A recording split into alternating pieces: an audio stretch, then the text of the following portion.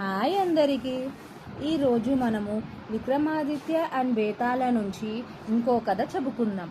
కథ పేరు the puzzle of three friends, అంటే ముగ్గురు స్నేహితుల కథ. సో మనకు ఎలాగో తెలుసు, విక్రమాదిత్య అనే రాజు ఎంతో ధైర్యవంతుడు మరియు జ్ఞానవంతుడు. బేతాళుడిని తన భుజంపై మోసుకుంటూ అరణ్యంలో నడుస్తూ ఉన్నాడు. ఎప్పటిలాగానే బేతాళుడు ఒక విచిత్రమైన కథను చెప్పడం ప్రారంభించాడు. ఒక నది దగ్గర ఉన్న గ్రామంలో అర్జున్, దేవ్, మోహన్ అనే ముగ్గురు స్నేహితులు ఉండేవారు. వారు ఎంతో స్నేహంగా ఉండి ఎప్పుడూ ఒకరికొకరు సహాయం చేసుకునేవారు. ఒకరోజు వారు అడవిలో ప్రయాణిస్తుండగా ఓ చెట్టు కింద పాత చెక్క పెట్టె కనిపించింది. ఆ పెట్టెను తెరిచి చూడగా అందులో 3 విలువైన రత్నాలు మెరిసిపోతూ కనిపించాయి. అర్జున్ అన్నాడు, మనము దీన్ని సమానంగా పంచుకుందాం. దేవ్ కూడా అంగీకరించాడు. కానీ మోహన్కి మాత్రం లోపల ఆశ పడ్డాడు. ఆ రాత్రి వారు ఒక అతిథి గృహంలో విశ్రాంతి తీసుకుంటున్నారు. అందరూ నిద్రపోయిన తర్వాత మోహన్ మెల్లగా నిశ్శబ్దంగా ఒక రత్నాన్ని తన సంచిలో దాచుకున్నాడు. మరుసటి రోజు ఉదయం పెట్టెను తెరిచి చూడగా ఒక రత్నం మాత్రం కనిపించలేదు. అర్జున్ కోపంగా అన్నాడు, ఒక రత్నం పోయింది. వారి గొడవ విని అతిథి గృహ యజమాని గ్రామ న్యాయాధికారిని పిలిచాడు. న్యాయాధికారి ముగ్గురిని అడిగాడు, మీలో ఎవరు రత్నం దొంగలించారు? అర్జున్ అన్నాడు, నేను కాదు. దేవు అన్నాడు, నేను కాదు అని.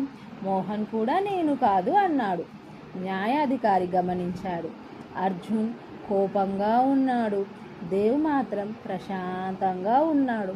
మోహన్ మాత్రం భయంతో కళ్ళల్లోకి చూడకుండా మాట్లాడుతున్నాడు. కానీ ఇప్పుడు సరైన సాక్ష్యం లేదు.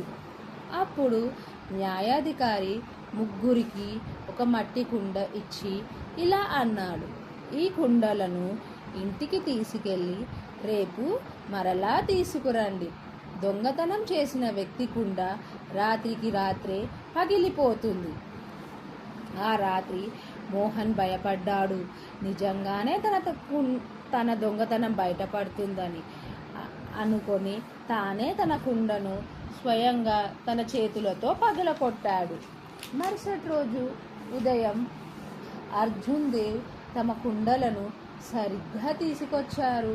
కానీ మోహన్ మాత్రం పగిలిన కుండతో వచ్చాడు. న్యాయాధికారి చిరునవ్వుతో అన్నాడు, మోహన్ దొంగ అని. మోహన్ ఆశ్చర్యపోయి తన తప్పును ఒప్పుకున్నాడు.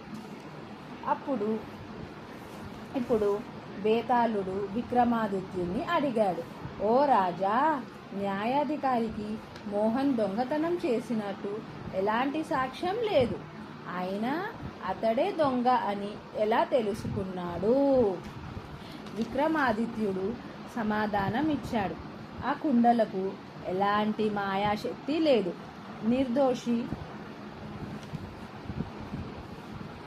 నిర్దోషి మాత్రం భయపడడు.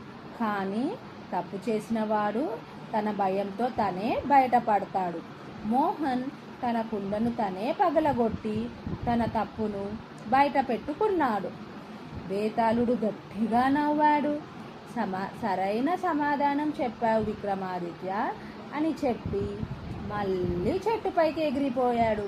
విక్రమాదిత్యుడు మళ్ళీ అతని వెంట పరిగెత్తాడు. ఈ కథ నుంచి మనము తెలుసుకున్న నీతి ఏమిటంటే, తప్పు చేసిన మనసు భయంతో నిజాన్ని బయట పెడుతుంది. Thank you so much.